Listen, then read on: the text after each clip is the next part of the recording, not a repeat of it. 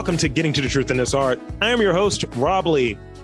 And today's guest is an artist who alters actual comic book covers to transform classic good versus evil stories into a reflection on the problems that plague our society: systemic racism, police brutality, corporate greed, and political corruption. Mm-hmm. Yeah, Kumasi J. Barnett. It's my J. full Period. name. Yeah, because my dad doesn't believe you need a middle name, so he only gave me an initial with a period. Really? Yep. That is delightful. I use my middle name as my fake surname for the end of for this podcast. Mm-hmm. Rob Lee. So I'm a country singer because I have an actual last name. Yeah, well, I use my full name for everything basically because it's one more letter. I also did it to my daughter. I gave her a middle initial. So yeah, let's get it. Suffer, baby. Yeah, get it. Let's go. So let's say I want to get into. I want to talk about. Give me the quick rundown, your background, and describe your work. That's ultimately where I always try to start, and then I build off of that. So for the fine folks who are uninitiated, undipped, not colored in, if you will, describe your work. Okay, so I am a painter. Like I was trained as an abstract painter, but like I was born in Providence, Rhode Island, been in Baltimore since I was like 3. So I was raised here in Turner Station. One of the young kids, when I went back there the last time, said TS. T is for the thug, S is for the slug. I was like, it's not like that.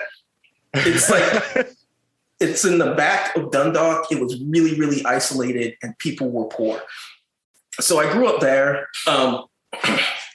and, came up through Baltimore County, like the school system. The work I make is I take comic books and I alter the content of the covers. Yeah. So I take these fictional stories to tell real stories. And I change as little as possible to make them a real narrative, like a real historical. I like to think of them as like little allegories. So they're like the stories that Black people tell each other and tell their children. And some of them are warnings, some of them are celebrations, some of them are just truth, some of them are history. And they look better than I can describe them. Because I mean, when I saw it, I was like, I saw some of your stuff early. And I remember when I first reached out, I was like, I don't give a damn what's happening. I'm interviewing this dude. I need to make this happen. I don't care. So for you, why comics? Why comics to be that area of influence, that area of reference? So I learned how to read through comics. Like I was young and, you're in school, Baltimore County schools, Dundalk, you pass by not being a problem. Like if if they don't have to think about you, you're probably going to get through that grade level. So like there was this little tiny library in Turner Station. It's not there anymore. It closed before like I even got out of middle school, I think. And it had this like big bin of comics and like Garfield, and they were all trashed. And me, my brother, a couple of my friends, Randy, Garland, would just go in there and we just read them. And I remember me and my brother just reading all of them. And I read all of them. And like, that's how I learned to read. And then it just built upon that as I got older, when we started getting jobs, when we started working at you start working at like 12 because your family doesn't have any money. And then you start really working at like 15, 16. And me and my brother were going to the comic book stores and basically buying one of everything. Like we were both working, so like we would never buy the same comic. So we had enough to read and enough to do. And it's my history. Like it's my culture. Like a lot of it is like a lot of the comic book people are like, oh, why are you doing this? You're not a comic book person. No, baby, I'm a comic book person. Like from way back. So obviously, I'm going to have comic book questions because I sussed you out on that one. I was like, okay. Look, all right, hit me. I'm not deep in the game. I don't want to lead, No.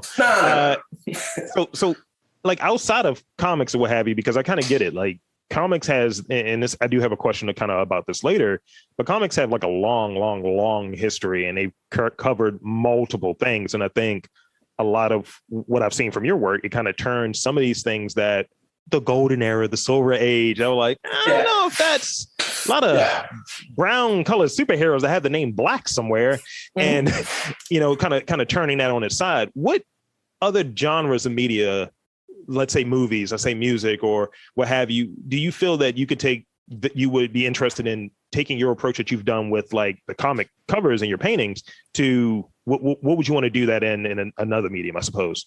Would movies be interesting to you to say, all right, I want to flip this? Well, not necessarily movies, but cartoons would also be along the same lines. Not manga, not anime, because I came to that later in life. But like, these are the things that I feel are mine, because I like my history growing up. Like, I saw Transformers, the movie, in the movie theater for like $3. Like, I remember it, and I remember because it took like 75 cents on the bus to get up there, 75 cents to get back, and it was like $3.50 for the movie. And you're talking about the 1986 movie where Optimus Prime dies at the beginning. Shocker, shocker, spoiler, spoiler. Yes, sir. Yes, sir. Not really the best movie, because like Rodimus Prime, no. Okay, it's fine. It's fine. Let's stay friends here now, because I'm a Rodimus Prime. No, not really. I was like, you'd be the first I've ever met. I reject this person. But in terms of like making things, like cartoons would be a thing, but I'm trained as a painter. Like art history, like I went to College Park, so art history with an honors degree, like thesis written. So like I'm like abstract trained when I got my MFA. So like I'm art and I'm art history, and it just combines with what I am, like what I was raised as, what culture is. So it's all thrown in a blender. This is what you get. I dig it. I truly do. So you touched on like grabbing comics with your brother and kind of that the Ben and all of that situation. So were there any other experiences like growing up in Baltimore that really comes top of mind that influenced your work or your current work or even your previous work? I mean, it's all Baltimore. Like, since I'm from Turner Station, I'm from like, if you go to where the like not the harbor, but the docks are, where the port is, you go a little bit outside of that, and you're underneath the bridge next to the water, and soon like it will be like gentrified because you can see the water and you'll be on the water. Yeah. But like, I'm from there, but like, when you're from Baltimore, like you get old enough, you're from all over Baltimore. Like you spend time in East Baltimore. Like my dad was living up on 22nd and Greenmount. Like, so you spend time up there. Like you're in Fells Point, you're in Upper Fells Point, you're on the other side of Patterson Park, you're in West Baltimore. You're all over. So like, I think these stories are the stories of Black people in America, specifically the urban areas. So city people, and like the stories that go along with that. Like I'm about to reread Between the World and Me by Ta-Nehisi Coates for this like Black male reading group. And I didn't finish it the first time because I was like, oh, this is just Baltimore stories. Same. I was just like, yeah. And it's like, I was already painting at that time, and like the paintings are like a version of that. So if you're from here, you're like, oh yeah. But that also translates to other cities. It transfers to places like Cincinnati and Cleveland and St. Louis, Memphis. There's a different flavor to it, but like they might not put Old Bay on it. It might be barbecue sauce, but like they're similar. Was it with the slap your mama sauce in New Orleans or what have you? Yeah. That's my favorite spot outside of Baltimore. So when you touched on it, when I think of comics and I think of your work, the kind of conversation that's surrounding it, or what you're kind of presenting in your work, I think of, to a degree, Ta-Nehisi Coates. He comes to mind, and I think Baltimore. I think comics. I think the commentary on the Black experience or Black experiences. Which, if any, comics would you be interested in working on? Like, company comes to you, one of the big ones, let's say Marvel, DC, whoever, break it down. Who would you want to work for, or who would you want to consult with to say, look, we need someone to vet this. Are we shitty here? Which one would you be interested in? Saying, all right, I got you. It's horrible what has happened to the X-Men. Okay. Like, that was one of my favorite comics growing up. And one of the things about comic books is they don't really stand up. Like, you can't go back and read them and be like, oh, I love this as a kid. It wasn't as deep. Like, you probably don't want to watch the movie that you really, really liked as a kid. But X-Men was like, it's close. Yeah. And it's gotten further and further away from what it was close to. Yeah. And I feel like there's something there. Yeah. Also, Moon Girl and Devil Dinosaur, that's a really hot character, and it needs more characters around it. Mr. Terrific in DC, underutilized character. There's so many. Yeah, and I think going back to the X-Men thing, I think where if looking at that golden era, that's what the 60s and what was happening during the 60s, there's a bunch of different things happening, and the whole comic laws and all of that stuff, I think that they're aiming for it. When it comes along to really heyday of X-Men, when you get to the 80s, 90s of X-Men, or when you get to that point where they introduce the multicultural, sure. Well, it wasn't multicultural at the time. It was a world thing. So you had one person from Europe, one person from Russia, one person from Japan. So they're I'm Colossus. yeah. They're touching on places instead of types of people. There weren't any Black X-Men from America. Bishop was from the future, and he might not have been Black. He was Aborigine. So he was Australian Aborigine. He was Stevie B is who he was, but go on. And great that he also gets to be enslaved in the future.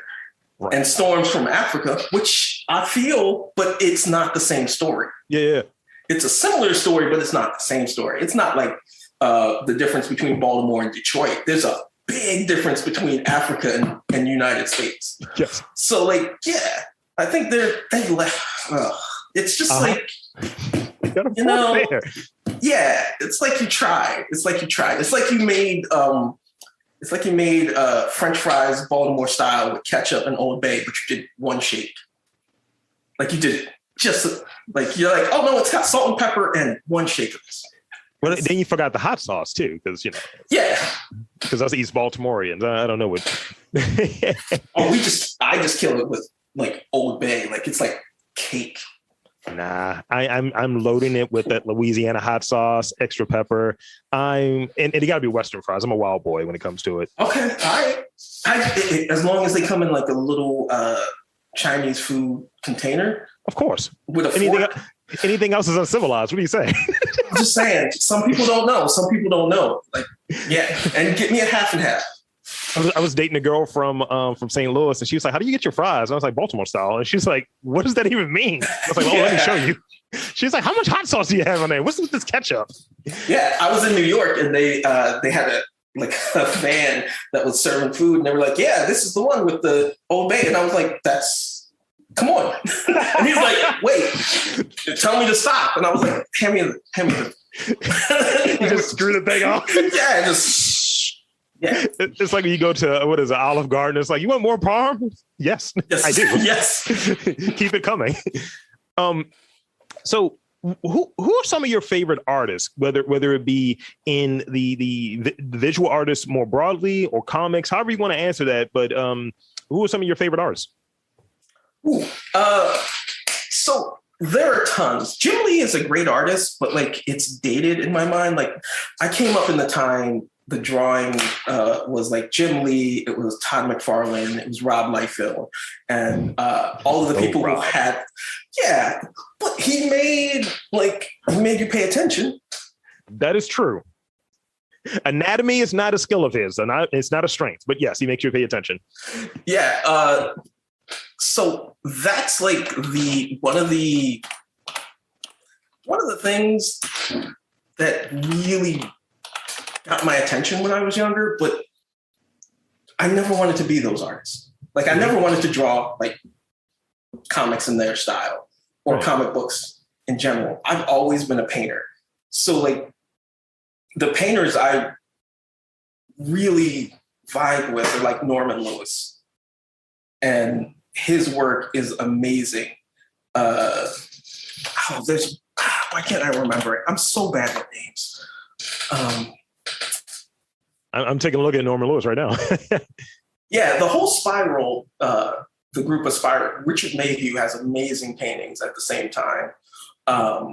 Sam Gilliam is like, Norman Lewis has this great thing where he does abstract paintings. We'll name them something like Harlem Turns White and say it's not about race. And will also be on picket lines. And like, he's just amazing. And then you have people like Sam Gilliam who's making abstract works and is about the process and about breaking down the barriers of what art is. And we'll never say anything about the paintings in general. It's like, so that's what I come from. Like, and then like you layer on top of that, like David Driscoll, people like that. Like I'm such an art whore. Like, and it's specifically painting and like it's art history, because there's this thing about painting, right? When you get into like the art history of painting where so many people are left out, like Norman Lewis should be like among the great abstract expressionists, but like he doesn't show up and he's getting his acclaim more and more as time goes by. Like there's a picture of all the abstract expressionists, and I believe he's the only Black person in it. Painting is like a series of responses to previous painting. Yeah. So like there's this great like talking to history that's embedded inside of it.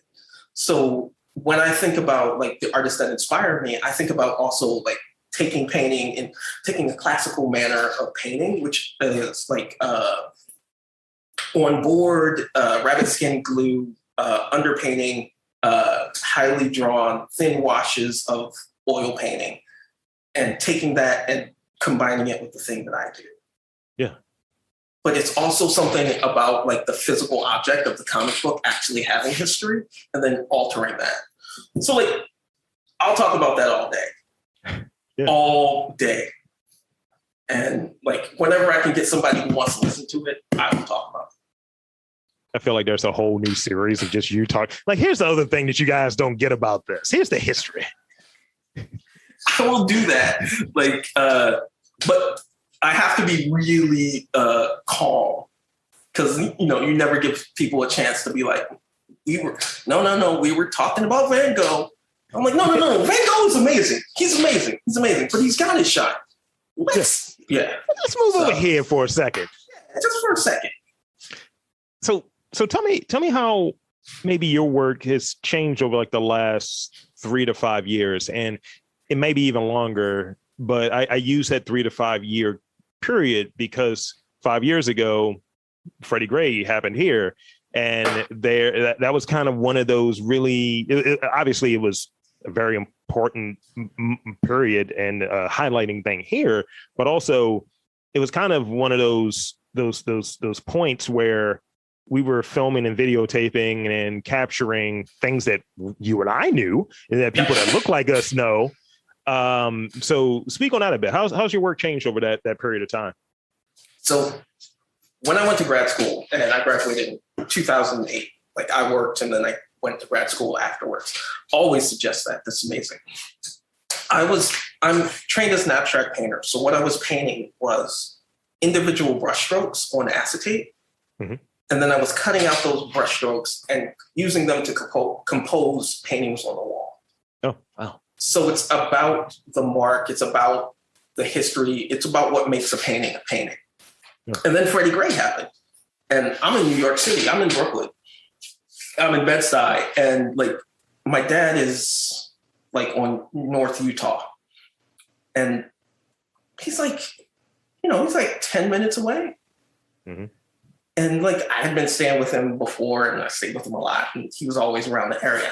And I'm like, I'm so far removed from what I actually care about.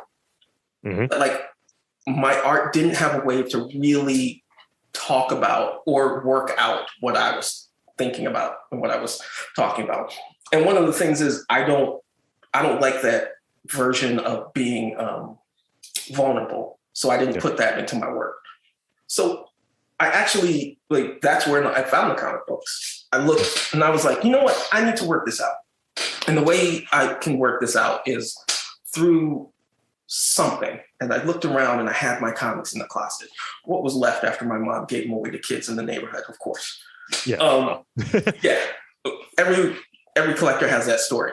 And it's your fault for leaving them at home. This is true. Yeah. So I'm like, and I dig some out and I'm like, all right. And I make these works. And I make like 10 of them. Yeah. And that's like The Amazing Black Man, there's Policeman, there's like In America. And I'm like, all right, cool. I made this work because this is what I'm caring about. This is what, like, and this is a story. And my thesis advisor, really amazing artist, Furious West, was like, even with my work in grad school, was like, you know what? I don't think this is what you're about. I think that, and he'd point to this thing on the wall that was totally different. I think that's closer to what you're about. I'm like, nah. He's like, okay. It's like, all right. And he's just like, you get that people who know more than you, but don't push it onto you. Yeah. And so like, I'm taking this and I'm like, all right, I'm never going to show this to anybody. Mm-hmm. And I put it up on the wall one time. Just like I have my other paintings and I have these. Yeah. And I'm just like, you know what? I'm going to put these up this one time. Nobody's ever going to see them. Yeah. And like, that was the beginning of it. That's the break from like the abstract work. That's still what I think about and still comes into the work that I'm doing now, because everything in painting is an abstraction. Mm-hmm. But the break into something that is actually more personal, more lived, but also researched and understood, and probably more important, I don't know, I can paint anything. I dig it. And I try not to do too much of the parallels, though I do it, where I try to relate on what I do creatively to the guests that I have and what they do creatively, just to find that common ground and to relate. And, you know, for the better part, I've been podcasting for come up on 13 years. And for the better part of that time, I was telling dick and fart jokes and making fun of some of the goofiest news stories. And it got to a point where that's still fun. That's still embedded. And that's something that I enjoy, kind of turning news on its head and enjoying that. But I was like, really, what matters to me? What's important to me? And this podcast, this particular podcast, and just getting annoyed with people just taking shots at Baltimore and having to listen to it. And I know better. It's like not to ignore and say none of these things happen. I'm not stupid, but at the same time, I know that there's a vested interest in making this city look a certain way, and the people, which is always the thing I always go back to. We're not numbers, we're not statistics, we're individuals with our own individual lights, energies, experiences, and stories. So that's the thing that really drives this podcast. And being able to have conversations, some of them that are really, static and like, so artists, tell me about it. And some that are more, more dynamic. And it's like, oh, that was a cool conversation. We should get a drink later. And I think that's the thing. And showing the people that are listening, like, these are the entrepreneurs that you're talking to and that you're doing business with. These are the artists that you're, like obsessed with and that you're doing business with, and showing them as people. And I think that's where, and this all happened after, when Trump was talking that spicy shit about Baltimore. I was like, all right, that was that point for me. And I was like, all right, I need to do something that adds to this, because I need to say something. And this is the only thing I really know how to do. And that passion shows through. Like, it's a scary thing to actually touch on the things that you really care about. Yeah. Like, it's much easier to do the things that, like, oh, I'll just do but like, people can feel it when you are about it. Yeah. And that's what makes this podcast great. Well, thank you. And it's a thing. It's because in Baltimore, we're, this, we're very authentic here. And it's like, yeah, you're faking that, man. Like, no, oh, that's real. That's legit right there. Yeah. Like, or what is it? That's your phony. Like, like, I like when I was in New York and people were like, "Oh man, it's hard out there." I was like, "It's hard where?" And then like you're from you staying over on Vernon. I was like, "Yeah, that's dangerous." I'm like, okay. I was like, this feels like Turner Station, which isn't like dangerous. Yeah. Yeah, like people live here. Like that's what most of Baltimore is. People live here. Yeah. I've like every time when I go out of town and I'm with like some of my friends and they may be from the county and they'll claim Baltimore, and I was like, no, don't say that. You're scared of the Crown and where the art kids hang out. Let's be real. Let's be very real here. Yeah. So I got two more questions before I give you back the rest of your afternoon, and then I get out there and get back to another rousing interview. So I want to talk about comics a little bit, but from the award standpoint, and maybe even from the history standpoint, the question I was referring to earlier. So the Eisner Award, it's huge in comics or what have you, and that's like a distinction. You get that, and it's like, oh wow, you're doing something. But also, its namesake, Will Eisner is responsible for creating Ebony White in the Spirit comics, and that is a minstrel character. Pop culture has a habit, I think, and it happened maybe in the last 2 years where it's very big, of kind of sweeping these, I'll say, for lack of a better terms, racially ignorant properties under the rug. Like, oh, we did this, we had this happen, this didn't look too good for us. Oh, Jimmy Kimmel's in blackface, my bad. What's your take on that approach of not acknowledging that history there and kind of sweeping it under the rug, sanitizing it? Would you rather the content be as is with the disclaimer, or omit it altogether? Oh no, I want everybody to see it. I want it to be front and center. I want to know, and I want other people to know about it. There's this constant thing about like, oh, we need to move on, but you haven't done anything to allow us to move on. Like when you do damage to someone and you want to move on without making anything right, then we haven't moved on. You just escape liability. And the constant argument about like, oh, times were different. No, we can find people in those times who was telling you that shit you did was fucked up. Yeah. Like, factual. Yeah. Like during slavery, there's a thing called abolitionists. like it's not just a thing of the times where everything's gravy. And just because you can find one person who was happy with that enslavement doesn't negate everyone who was enslaved. So like Will Eisner's there's an artist who does these little sculptures in not Times Square, but like 8th Avenue subways and everything. And apparently in grad school or undergrad, he shot a dog and killed it as part of his artwork. Yeah, no, like that. We just can't skip over these things. No. You have to account for that. And yes, you might have to apologize again because someone new finds out that you did something wrong. That's just something you're going to have to live with. I think that's a big thing, especially with how, and I don't want to be old man Rob about it because I have older man tendencies when it comes to certain things, but like when we do this faux cancellation thing, like I cancel who gets canceled, whatever that means. And we're really fake about how we go about it, because if we're doing a sanitation thing, which is happening a lot, then it kind of tries to negate it, but it's like, no, I want to know the whole thing. So I'll say when I first became aware, it was a show that I was watching. It was last year. It was, Penny Dreadful, City of Angels. And they have a disclaimer at the beginning of the episode that there's something that's going to happen. They don't want to give away, what's going to happen in the episode, but they're like, it's a trigger warning at the very beginning.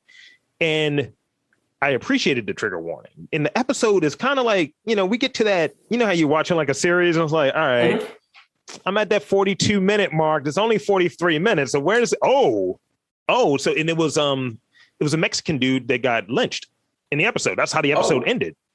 And I was like, even with the trigger warning, thank you for that. But also, damn, it deadened it a little bit.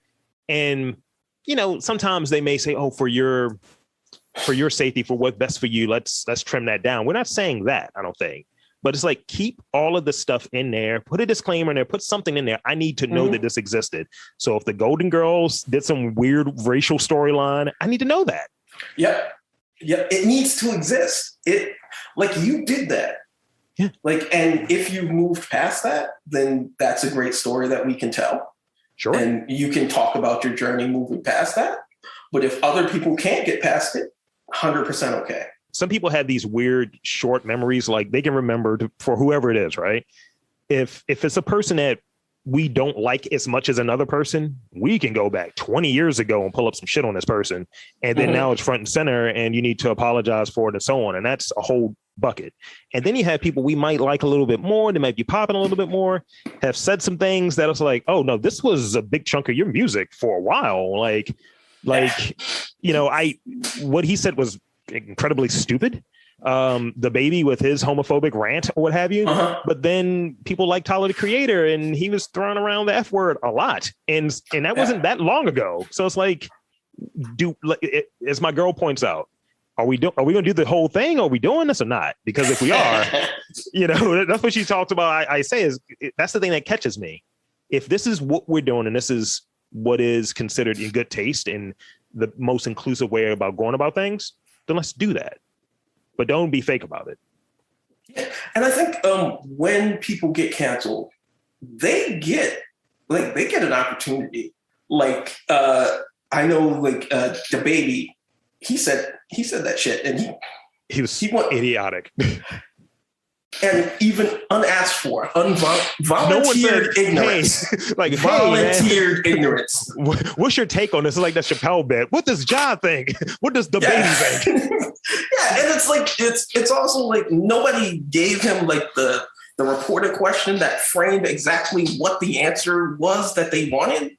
Yes. Like, this is him off the dome and just like being ridiculous. He's freestyling homophobia. Yeah, I actually think the Tyler, the Creator, is actually interesting because the context around him is he has an interesting relationship with his sexuality. Boom. Yeah. And like, if he said the same thing that Baby said, people are like, oh, wait. And then they talk and they hear him and then they're like, okay, wait, what? And that's the difference between that cancellation. We also can't ignore the color aspect of it. Because like lots of people have said what the Baby has said and been lily white and they're still working. Boom.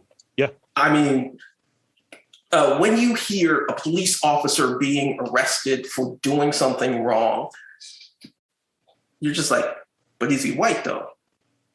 Yeah. Or is he brown? Or is he Mexican? Or is he Hispanic? Is he Asian? I'm looking for that extra detail.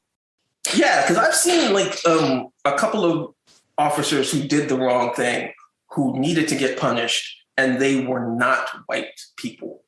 And I was like, and then they got punished. And I was like, so this only works for one type of person? Yeah. Are they a woman? It's an offer. It's an offering to quell the savages as they may see it. And, I think people don't see it. It's like, oh, we talk about justice. We talk about so on. And it's like, are you really looking past the face value? Because they're putting their hand up to stick their other hand in your pocket and they're taking something from you. That's the way I look at it. It's like, look for the other thing. Look for that counterpunch. Yeah, it's... The nuanced sneak dissing, they've had a long time. They were overt for a very long time with all of their tactics. And now it's so refined and nuanced that we feel like we're getting something, and we shouldn't want to get anything. We should just want things to be equitable or yeah. But I don't think they're trying to appease us. Yes. They're not. So like when Juneteenth comes around, that's not for us. Like, that celebration isn't for us. That celebration is for the rest of America to say, oh, Black people should shut up. They have Juneteenth now. Oh, look, so my employer, they had us on this distro for Black employees of said employer. And we're like, black employees upset. It's like, why is the sneakness in here? And we go through the whole thing, and I'm just listening to people, air their grievances, and it's the people are trying. They're the people that are proctoring this. They're trying to determine and get a temperature of are people here really pissed, and what are they pissed about? And it was normal things, money, work environment, things like that. So then they made this year, instead of the half day that we gave you guys for Juneteenth, now it's a full day. So on Juneteenth, I went out, I did my thing, I did my workout, and I see it blew me away. I see just one white guy. He's in a kufi with the friggin' hotep situation. I say, hold up. I say, hold dice. What are we doing here? And there's two guys in the park. Two white guys in the park. Happy Juneteenth. Happy Juneteenth. I was like, I am going to light myself on fire. I was like, this is for Texas. That's not how you celebrate it. Like, right? This isn't like April Fool's Day. It's not like Valentine's Day. Yeah, it's like I'm waiting for that Juneteenth barbecue. That's what I'm waiting for. And the what is it? The fireworks, like the fireworks, the club special, like the sales. It's like, what are we doing here? Like, we don't want this. This is not the sales on all things black. Oh my god. Yeah, it's like the 3/5 sale. It'll be something like that. It's like, Jesus. Why is there sneakness in here all the time? Ooh, it is gonna come. I had a friend, and she had this boyfriend, and she was like, he's never grateful. And she's like, I come to his house, like I cleaned up his entire room. It was a mess, and now it looks gorgeous. And he didn't even really thank me. That's not what he asked for. You're giving him things that he didn't ask for. That's great. Like, you can come in my house and you can give me some soda, like a 2-liter soda. Yeah. I don't really like carbonation. So the thing that you're going to get from me is not the thing that you want. Mm-hmm. And that's what America is. They're like, oh, you wanted this thing? Here's a Juneteenth holiday. Right. You wanted substantive change? Here's a mural. Mm-hmm. It's like, yeah. Oh, you wanted police reform? Here's Black Lives Matter on the street. Yeah. We painted that for you. You're welcome. Yeah, you're welcome. You wanted qualified immunity to disappear? We have Black Trans Lives Matter on the street. Yeah, we added more letters and we got it color coded. More inclusive. So the last question I have for you. So when we get this Kumasi J with the period Barnett cinematic universe, what's the first movie that's going to happen in there? What's going to happen in there? I need to know this. I think it has to be The Amazing Black Man. Okay. Yeah, because I feel like that's the thing I know the most about. Yeah. And like, if we're rating like comic book characters that are great, I think Spider-Man is like one of the best. Like, I think he's a better character than like Superman and Batman. That's legit. So like, yeah, and yeah.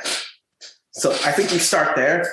Yeah. And then like lots of guest stars, lots of Easter eggs, put everything into one bucket. I mean, I'm getting that SAG card. So, I mean, when this universe is created, I mean, I am black, if you haven't noticed. And, just... We got a spot for you.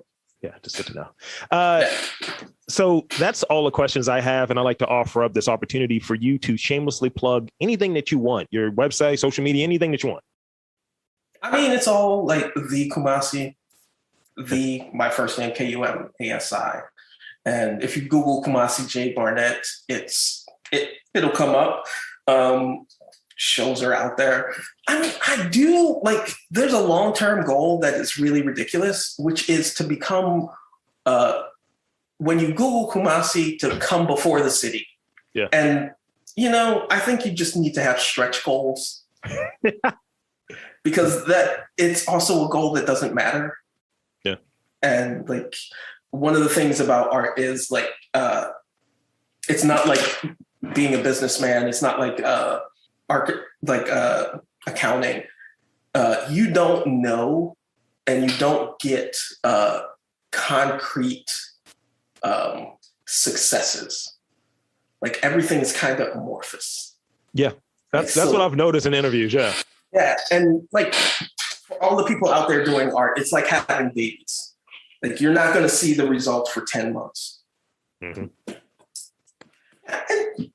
And cut yourself a break out there. That's all I'm saying to everybody out there. Cut yourself a break. We can all see each other two ways. One way is you're a guy working at a Wendy's as an assistant manager. The other is you write really amazing music. Yeah. Which one are you really? Like, are you the Starbucks person or are you the artist? Because if you're an artist working at Starbucks, that's Sean. If you're working at Starbucks and that's your life, if you enjoy it wholeheartedly. But if you're working at Starbucks and you hate Starbucks, you need to find that other thing. That's a gem right there. So for the very talented, entertaining, and just all around, just your gold. Kumasi J, Barnett. I am Rob Lee, saying there's art in and around Baltimore. You just got to look for it.